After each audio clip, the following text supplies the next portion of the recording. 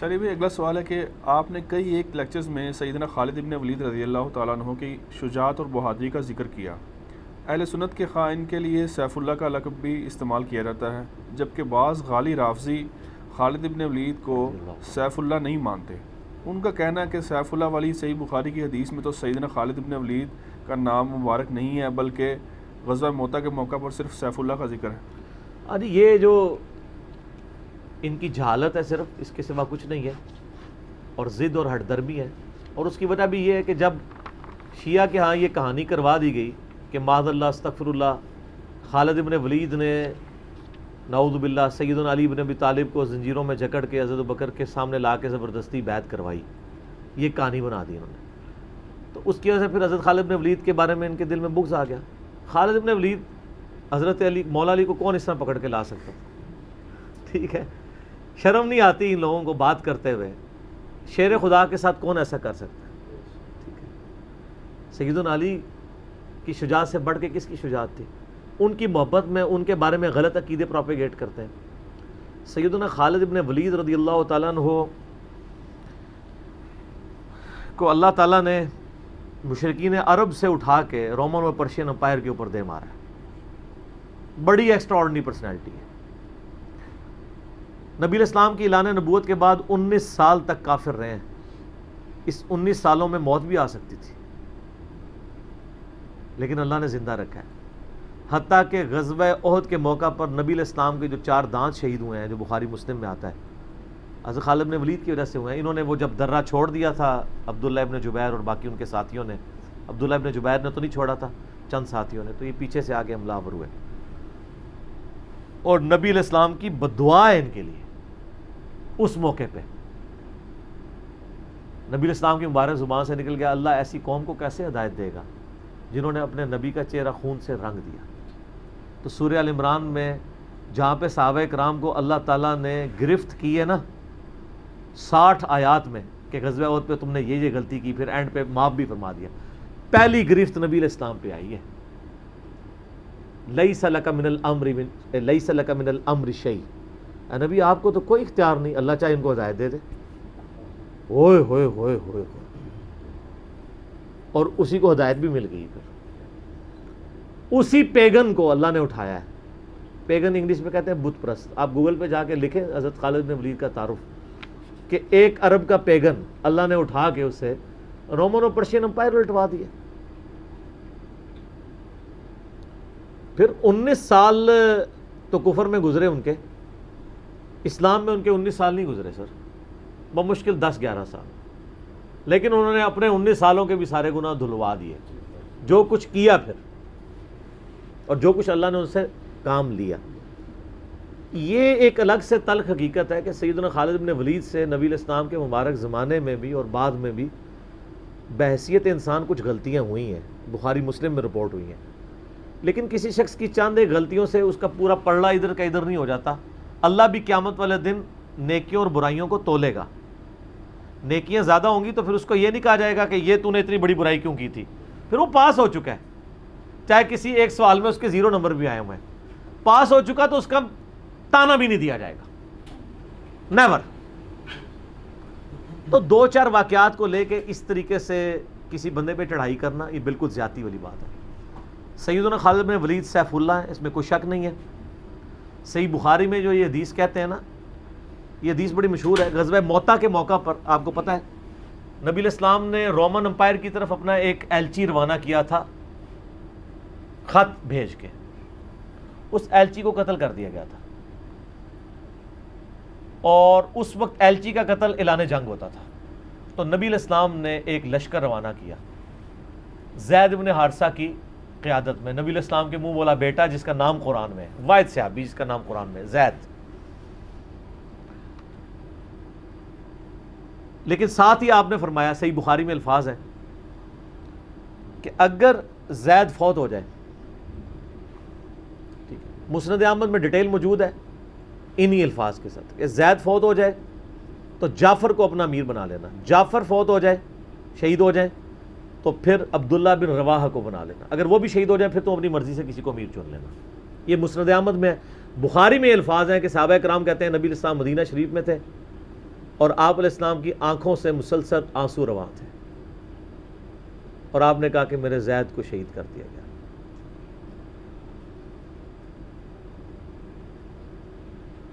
اب مسلمانوں کا پرچم جعفر نے تھام لیا۔ جعفر بھی حضور کے لاڈلے سے، آپ کو پتہ ہے، جعفر طیار، حضرت علی کے بھائی، جن کے بارے میں بخاری میں آتا ہے کہ ان کے 2 بازو کٹ گئے تھے، تو آپ علیہ السلام فرمایا میں نے اسے جنت میں اڑتے ہوئے دیکھا، اللہ نے اس کو 2 پر دے دیے۔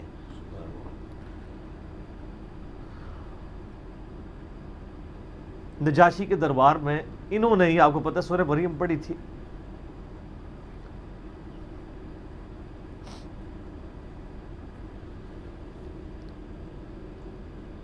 پھر آپ نے فرمایا کہ جعفر کو شہید کر دیا گیا، اب عبداللہ ابن رواحہ نے پرچم تھام لیا، پھر آپ نے فرمایا اسے بھی شہید کر دیا گیا، پھر آپ نے فرمایا اب اللہ کی تلواروں میں سے ایک تلوار کو مسلمانوں نے اپنا امیر چن لیا، اور میں اللہ سے امید کرتا ہوں اللہ تعالیٰ اس کے ہاتھ میں فتح دے گا، اور فتح ہو بھی گئی۔ یہ بخاری کی جو حدیث ہے نا، اس کے اوپر امام بخاری نے باب باندھا ہے مناقب خالد ابن ولید، حالانکہ اس میں خالد ابن ولید کا نام نہیں تھا، لیکن اس حدیث کے اوپر باب کیا باندھا؟ خالد ابن ولید، کیونکہ وہ سیف اللہ وہ تھے، سیوف من سیوف اللہ، اللہ کی تلواروں میں سے ایک تلوار کے ہاتھ میں جھنڈا آ گیا، اللہ تعالیٰ فتح دے دے گا، فتح ہو گئی۔ اس کے 3-4 طریقے بخاری میں، باقی طریق کے اندر نا خالد ابن ولید کا نام بھی موجود ہے کہ خالد ابن ولید کے ہاتھ میں اب پرچم آ گیا، اللہ نے فتح دے دی۔ اچھا، اور وہ فتح یہ ہوئی کہ بہت بڑا لشکر سامنے سے آ گیا تھا، حضرت خالد بن ولید اپنے لشکر کو بچا کے واپس لے آئے۔ ایک غزوہ موتا تھا، اور صحیح بخاری میں آتا ہے کہ 9 تلواریں حضرت خالد کے ہاتھ میں ٹوٹی تھیں اس دن، 9 تلواریں اس جنگ کے اندر، واپس آ گئے۔ پھر بعد میں خیر وہ ایک رومن امپائر والا پھر یرموک پہ جا کے کنکلوژن ہوئی نا۔ یہاں پہ بخاری میں الفاظ ایک طریق میں خالد بن ولید ہیں، دوسری میں سیف اللہ، اور امام بخاری نے باب بھی باندھ دیا تو سیف اللہ ثابت ہو گیا۔ اسی حدیث کا جو طریق مسند احمد میں ہے، اس میں الفاظ ہیں اللہ کی تلواروں میں سے ایک تلوار خالد ابن ولید۔ جامعہ ترمذی میں ایک حدیث صحیح سند کے ساتھ ہے کہ نبی علیہ السلام کے سامنے سے حضرت خالد ابن ولید گزرے تو آپ نے فرمایا کہ خالد بن ولید کتنا نیک بندہ ہے اللہ کا، اللہ کی تلواروں میں سے ایک تلوار ہے۔ آپ دیکھیں جس شخص کے لیے نبی علیہ السلام کی مبارک زبان سے بددعا نکلی، اسی مبارک زبان سے ان کو اللہ کی تلوار کا قرار دے دیا گیا۔ ذالک فضل اللہ یؤتی من یشاء، یہ اللہ کی بے نیازی ہے۔ آپ تو کسی ایسے شخص کو معاف بھی نہ کرتے جس کی وجہ سے نبی کے 4 دانت شہید ہوئے ہیں، اللہ دیکھیں کیسے کیسے مجرمین کو معاف کر کے کس ایپیکس پہ فائز کر دیتا ہے، بندے نہیں معاف کرتے۔ اس طریقے سے صحیح بخاری میں حدیث ہے، حضرت عبداللہ ابن عباس کہتے ہیں کہ مجھ سے سیف اللہ خالد ابن ولید نے خود یہ حدیث بیان کی، تو بخاری میں خود سیف اللہ لقب عبداللہ ابن عباس نے، کہ ایک دن حضرت خالد ابن ولید نبی علیہ السلام کی بیوی سیدہ میمونہ جو کہ میری خالہ بھی ہیں حضرت عبداللہ ابن عباس کی، ان کے ہاں نبی علیہ السلام کے پاس بیٹھے ہوئے تھے، تو انہوں نے بھونی ہوئی دب لا کے رکھی، عربی میں دب کہتے ہیں، دال با دب، اردو میں ہم اسے وہ گو، ویسے گو کا لفظ اپروپریٹ نہیں ہے، سانڈا لفظ ہے اصل میں، چھپکلی سے تھوڑی سی بڑی ہوتی ہے، حلال ہے کیونکہ یہ سبزی خور ہے، ہاں یہ سبزی خور ہے، عربی بڑے شوق سے کھاتے ہیں یہ گو، دب کہتے ہیں۔ آپ یوٹیوب پہ بھی دب لکھیں نا تو وہ پوری عربیوں کی ویڈیوز کھل جائیں گی۔ دب لا کے رکھی گئی بھنی ہوئی، تو حضرت خالد بن ولید کہتے ہیں میں بڑے شوق سے کھانا شروع کیا، اور حضور مجھے بڑے دیکھ رہے تھے ایسے، وہ یعنی اتنے ذوق و شوق سے کھا رہے تھے، تو میں نے کہا یا رسول اللہ آپ بھی، تو آپ فرمایا کہ میرے علاقے کی غذا نہیں ہے، میں نہیں کھاتا، یعنی حرام۔ ان کا یا رسول اللہ کیا حرام ہے؟ آپ فرمایا نہیں حرام نہیں ہے، مجھے پسند نہیں ہے۔ اس سے یہ بھی بات پتہ چلی کہ اگر کسی کو کوئی رزق پسند نہ ہو تو اس میں کوئی گناہ اور عیب والی بات نہیں ہے۔ یہاں تو کہتے ہیں جس کو کدو پسند نہیں ہے اس کی گردن اتار دو، کہنا نہ قاضی ابو یوسف کی طرف ایک جھوٹا واقعہ مشہور کیا ہوا ہے، وہ اللہ نے یعنی اتنی چیزیں اس لیے بنائی ہیں نا، کسی کو ایک چیز پسند ہوگی کسی کو دوسری، تو اس میں بھی سیف اللہ کے الفاظ ہیں۔ اس کے علاوہ صحیح مسلم میں ایک حدیث ہے، آپ کو پتا ہے ذوالخویسرہ التمیمی نجدی خبیث جس نے کہا تھا اے محمد اللہ سے ڈر اور انصاف کر، بخاری مسلم دونوں میں آتا ہے، تو آپ فرمایا اگر میں انصاف کرنے والا نہیں تو کون ہے؟ تو وہاں پہ الفاظ ہیں مسلم شریف میں، یہ بخاری میں بھی حدیث ہے، مسلم کے الفاظ ہیں کہ حضرت عمر فاروق رضی اللہ عنہ کا یا رسول اللہ اجازت دیں میں اس منافق کی گردن اڑا دوں، اور وہاں پہ الفاظ ہیں پھر سیف اللہ خالد کھڑے ہوئے، وہاں بھی لفظ ہے سیف اللہ، انہوں نے کہا یا رسول اللہ اجازت دیں، آپ فرمایا چھوڑ دو، لوگ کہیں گے یہ اپنے ساتھیوں کو مرواتا ہے، کوئی کلمہ گو تو تھا نا وہ، اس کی نسل سے بھی لوگ پیدا ہوں گے، ان کے خلاف قتال کرنے والے مخلوق کے بہترین لوگ ہوں گے۔ اور ابو سعید خدری کہتے ہیں کہ وہ حضرت علی کے زمانے میں جب یہ ظاہر ہوئے تو حضرت علی کے ساتھ مل کے ہم نے ان خوارج کے خلاف قتال کیا تھا۔ تو یہ مسلم میں بھی سیف اللہ کے الفاظ موجود ہیں۔ باقی حضرت خالد بن ولید رضی اللہ تعالیٰ عنہ کی پرسنالٹی یعنی بڑی ایکسٹراڈنری ہے۔ آپ دیکھیں کہ آلموسٹ ان کی جو عمر مبارک ہے وہ بلو 45 تھی جب وہ فوت ہوئے ہیں، حضرت عمر کے دور کے اندر۔ حضرت ابوبکر صدیق کے دور کے اندر وہ آرمی چیف تھے۔ وہ سر عمر سیریز پھر دیکھیں تو آپ کو پتہ چلے، انہوں نے ایک ایک چیز فلمائی ہے۔ مسلمہ کذاب کے خلاف قتال میں کون لیڈ کر رہا تھا؟ خالد بن ولید۔ جتنے عرب کے قبائل مرتد ہوئے ہیں ان کے خلاف حضرت خالد بن ولید کو بھیجا، اور اس کے بعد پرشین امپائر کا جب جہاد شروع ہوا ہے تو شروع کی ساری مہمات میں حضرت خالد بن ولید تھے۔ تو کرتے کرتے اس دوران کچھ واقعات رپورٹ ہوتے تھے ایسے، حضرت ابوبکر صدیق سے حضرت عمر مخالفت کرتے تھے، وہ کہتے تھے یہ اپنی طرف سے کچھ ڈیسیژن کر لیتا ہے، اس کو چاہیے کہ امیر کی اطاعت کرے۔ تو حضرت ابوبکر صدیق کہتے تھے کہ اگر وہ میرے حکم کا انتظار کرے گا تو 1 مہینہ تو خط پہنچنے میں لگے گا، ایک جانے میں، اس وقت تک اس کے ہاتھ سے موقع ہی نکل جائے۔ تو میں نے اسے اختیار دیا ہوا ہے، کوئی موبائل فون یا کوئی اس وقت واٹس ایپ تو ہے نہیں تھا، لیکن حضرت عمر ذرا ڈسپلن کے بہت سخت تھے۔ وہ کہتے تھے اس طرح ان کو خود ڈیسیژن نہیں لینا چاہیے، کیونکہ اس میں 1-2 مسئلے ان سے مس ہینڈل بھی ہو گئے تھے۔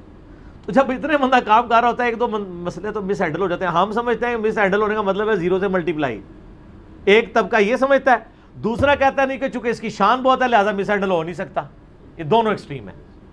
وہ پیغمبر ہی ہے جس کو اللہ تعالیٰ نے رول ماڈل بنایا ہے، وہی بیلنس ہے۔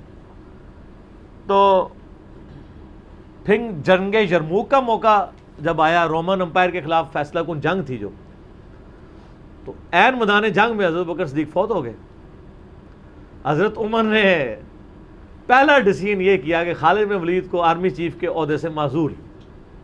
ہائے ہائے ہائے سر، بالکل آپ آخری اوور چل رہے ہوں اور آپ کا جو پلیئر سینچری پہ سینچری مار رہا ہو، آپ اس کو کہیں اس کو واپس آ جاؤ اور ایک نیا پلیئر بھیج دیں، جو کریز پہ سیٹ تھا اس کو آپ واپس بلا لیں۔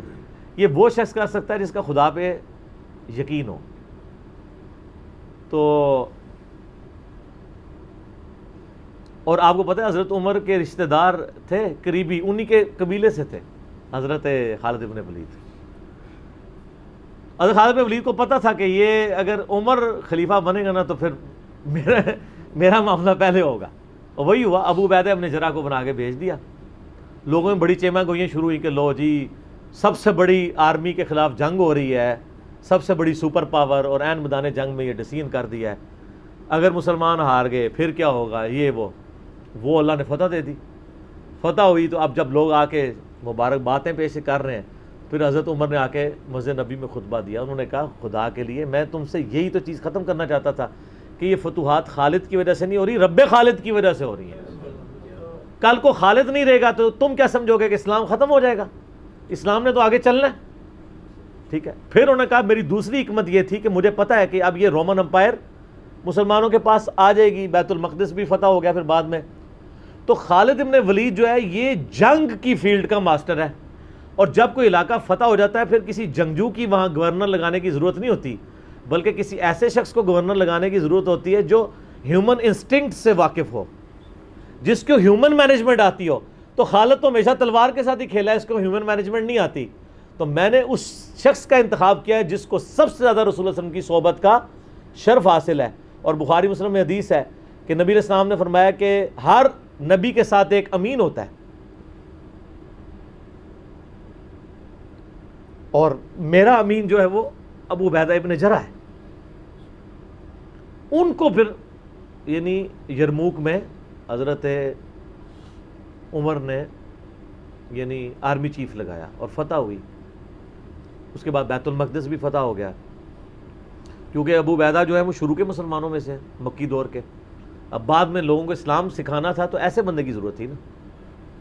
تو پھر حضرت عمر آپ کو پتہ ہے نا دورے پہ بھی گئے تھے بیت المقدس کی چابیاں لینے کے لیے. تو وہاں پہ کئی واقعات ہیں، ان میں سے ایک جو واقعہ ابو عبیدہ کا جو کہ ذکر ہوا ہے، تو اس کے بعد حضرت عمر ابو عبیدہ کو کہتے ہیں مجھے اپنے اب آپ آفس میں لے چلو.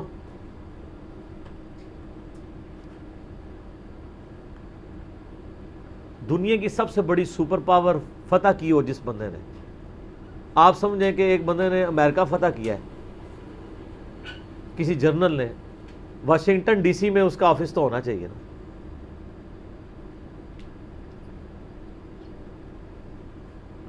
حضرت عمر رضی اللہ تعالیٰ عنہ کو ابو عبیدہ جب اپنے یعنی آفس میں لے کے گئے تو آفس کیا تھا؟ اسی قلعے کا ایک پرانا سا کمرہ جس کے ایک کونے کے اوپر مصلی بچھا ہوا ہے، ایک وضو کی جگہ ہے، لوٹا پڑا ہوا ہے.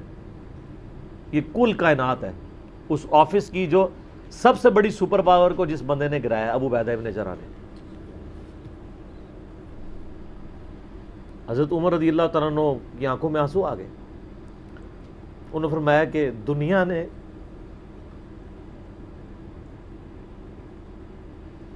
ہر بندے کے اوپر اپنا اثر چھوڑا ہے سوائے ابو عبیدہ ابن جراح کے. دنیا سے شکست نہیں دے سکی. دنیا سے مراد دنیا کی محبت. ہر بندے نے اپنا حصہ لے لیا. اس لیے آپ کو پتہ ہے نا کہ حضرت عمر اپنے دور خلافت میں ابو عبیدہ ابن جراح کو بار بار خط لکھتے رہے کہ آپ ادھر آ جائیں، کیونکہ حضرت عمر چاہتے تھے کہ میں اپنے بعد ان کو خلیفہ نامزد کروں، اس لیے کہ وہ امین الامت ہے. لیکن وہ پھر حضرت عمر کے دور میں طاعون کے مرض میں وبا جو پھیلی تھی شام میں، اس میں وہ پھر شہید ہو گئے تھے. وہی ان کا پھر وہ قبر بن گئی. سر میرا سوال ہے کہ طاعون کا مرض آپ کو پتہ ہے کہ کیا تھا؟ جسم پہ پورے پھوڑے نکلتے تھے کینسر کے. تو کیا حضرت ابو عبیدہ ابن جراح ناکام گئے ہیں دنیا سے؟ کہتا ہے جی کوئی بندہ مرا تھا، بڑا نورانی چہرہ تھا، یہ تھا وہ تھا. ہر بندے نے اپنے بنائے ہوئے ہیں. ایک بندہ پھوڑوں کی تکلیف سے مرا ہے، بخاری مسلم کی حدیث ہے، جو طاعون کے مرض میں مرا وہ شہید ہے. تو وہ مرے تو بستر مرگ پہ ہے لیکن شہید ہیں. اور دوسری طرف خالد بن ولید آپ دیکھ لیں، سینکڑوں جنگوں میں حصہ لیا انہوں نے، کسی ایک جنگ میں شکست نہیں کھائی، حتیٰ کہ جو کافروں کی طرف سے بھی غزوہ احد لڑی ہے اس میں بھی ان کو شکست نہیں ہوئی. جسم پہ حضرت خالد بن ولید کہا کرتے تھے میرے جسم کا کوئی حصہ نہیں جس پہ برچھی یا نیزے یا تلوار کا نشان نہ ہو. ظاہر ہے اتنی جنگوں میں زخم لگ جاتے ہیں، لیکن میں بھی آج ایک بوڑھے اونٹ کی طرح بستر مرگ پہ مر رہا ہوں. میں نے سینکڑوں جنگوں میں اپنی موت کو تلاش کیا لیکن موت نہیں آئی. اس کا مطلب ہے موت جو ہے وہ اس پہ ڈیپینڈنٹ نہیں ہے کہ آپ میدان جنگ میں گئے ہوئے ہیں. ان کو موت میدان جنگ میں اس لیے نہیں آنی تھی کہ وہ اللہ کی تلوار تھے. اللہ کی تلوار تو نہیں ٹوٹ سکتی تھی. تو ان کا آج میں بھی بوڑھے اونٹ کی طرح بستر مرگ پہ مر رہا ہوں. صرف میں تمہیں یہ بتانا چاہ رہا ہوں کہ موت کا میدان جنگ سے کوئی تعلق نہیں. ویسے تو مسلم شریف میں حدیث ہے جو شخص شہادت کی تمنا کے ساتھ اپنے بسترے پہ بھی مرا اللہ تعالیٰ اسے شہید ہونے کا ثواب دے دے گا. ہمیں نیت کرنی چاہیے. یہ حضرت خالد بن ولید کے شعر ہیں کہ میں بھی اگر موت میدان جنگ میں آتی تو مجھے آتی جس نے سینکڑوں مار کے لڑے ہیں. اور سر پیچھے بیٹھ کے نہیں آج کل کے جرنیلوں کی طرح، فرنٹ سے لیڈ کر کے. تو یہ ان کے اشعار آج بھی ان کا جو قبر یا مزار بنا ہے اس کے ساتھ ایڈجسنٹ مسجد کی دیوار کے اوپر یہ شعر لکھے ہوئے ہیں. آپ یوٹیوب پہ جا کے دیکھیں تو آپ کو مل جائیں گے. فرنٹ سے لیڈ کر کے پوری زندگی لڑے ہیں. باقی ان سے جو کچھ واقعات مس ہینڈل ہوئے ہیں اس سے آپ ان کی یہ نہیں کہہ سکتے کہ زندگی زیرو سے ملٹیپلائی کر گئی، کیونکہ جو بندہ موت کو گلے لگانے کے لیے ہر وقت تیار ہو اس کے بارے میں یہ کہنا کہ وہ کسی عورت کے معاملے میں مطلب وہ اس سے محبت کے چکر میں اس نے اس کے یعنی خاوند کو مروا دیا، جو ایک واقعہ ملتا ہے تو ایسا نہیں تھا، کیونکہ حضرت عبداللہ بن عمر اور عمار بن یاسر آپ کو پتہ ہے یہ رپورٹر تھے حضرت ابو بکر کے. غزوہ جب وہ جنگ یمامہ کے بعد واپس آئے نا تو انہوں نے آگے رپورٹنگ کی. انہوں نے پوچھا ہاں بتاؤ اتنے مار کے لڑے کیا ہوا کیا ہوا. تو عمار بن یاسر نے کہا کہ اللہ کی قسم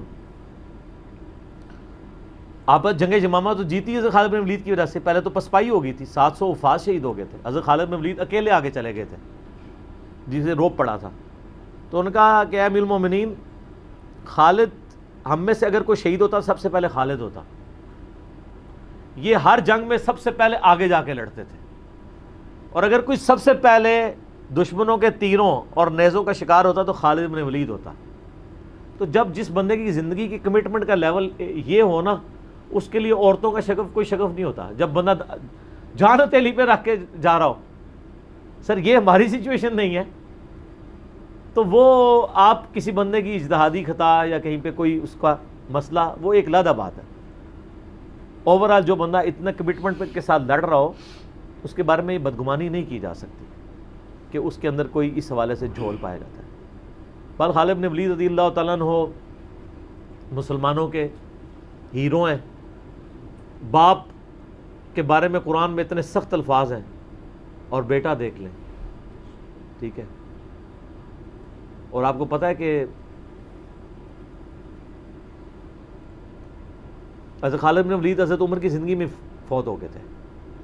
ان کی جب شہادت، ان کی فوت ہونے کی خبر جب مدینہ شریف میں آئی نا تو کچھ عورتوں نے واویلا کرنا شروع کر دیا. تو حضرت عمر تو آپ کو پتہ ہے بڑے سخت مزاج تھے. ان کا یہ عورتیں کیوں رو رہی ہیں، کیا ہوا ہے؟ تو بتایا کہ خالد بن ولید فوت ہو گئے.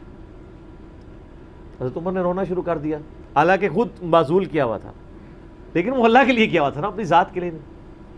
آپ فرمائیں ان عورتوں کو رونے دو. خالد واقعی اس قابل ہے کہ اس کے اوپر رویا جائے، کیونکہ باقیوں کی اگر کوئی تعریف کرتا ہے نا تو غلوب ہو سکتا ہے. خالد نے اتنا کچھ اسلام کے لیے کیا ہے کہ اگر یہ روتے ہوئے یہ نوحہ جو حرام قرار دیا کہ نا وہ اس طرح کا نوحہ ہے جس میں آپ جھوٹی تعریف کریں.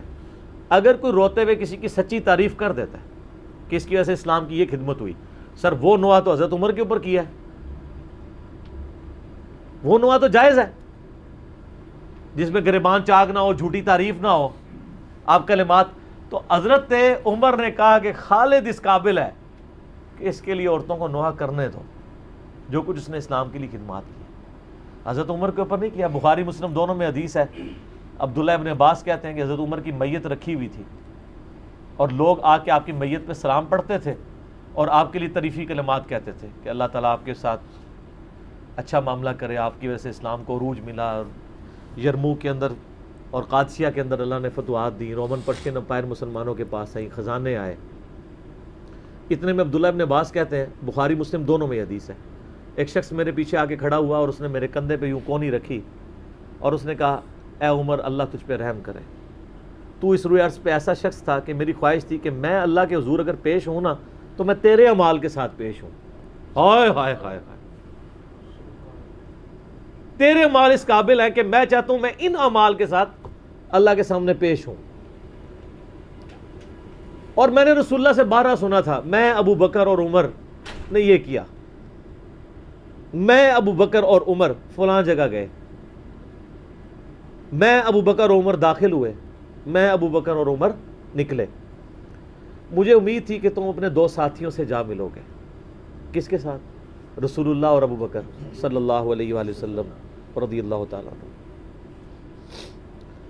تو ابن عباس کہتے ہیں کہ میں نے جب یوں مڑ کے دیکھا تو وہ حضرت علی بن ابی طالب تھے جو یہ تعریفی کلمات حضرت عمر کی میت پہ کہہ رہے تھے. سر مولا علی کسی کے لیے تعریفی کلمات کے اور اس لیول کے کہ میں تیرے اعمال کے ساتھ اللہ کے حضور پیش ہونا چاہتا ہوں، اس کو اور کسی سرٹیفکیٹ کی ضرورت نہیں ہے، جس کی خود فضیلت میں اتنا کچھ ہے.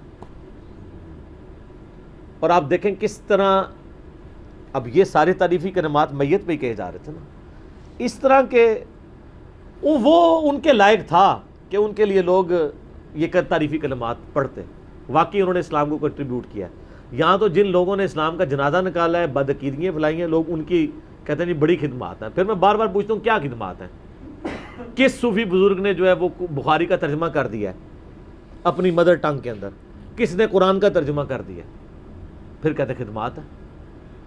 خدمات جن لوگوں کی ہیں وہ نظر آ رہی ہیں. آج تک لوگ ان کا نام لیتے ہیں تو رضی اللہ تعالیٰ عنہ کہتے ہیں, ان کے لیے دعائیں مانگتے ہیں, ان کی زندگی میں بھی, ان کی وفات کے بعد بھی, قیامت تک. ٹھیک ہو گیا.